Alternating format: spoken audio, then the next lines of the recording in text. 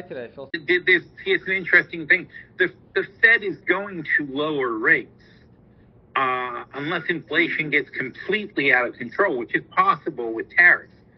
But assuming inflation doesn't just rocket up and cause a cascading failure of the economy, which would be a complete disaster.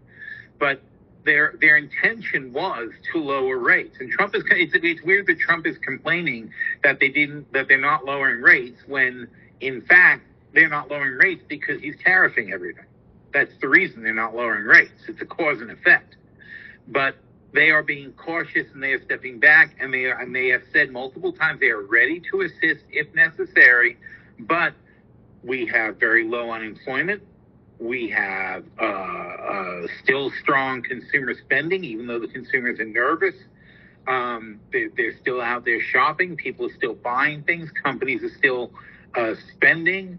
So the Fed, their primary job is to keep a lid on inflation. You keep a lid on inflation by maintaining a decent rate pressure that keeps prices down. So in other words, it's not cheap to borrow, because if it's cheap to borrow, people don't care what the inflation is. They just borrow more money. Mm-hmm.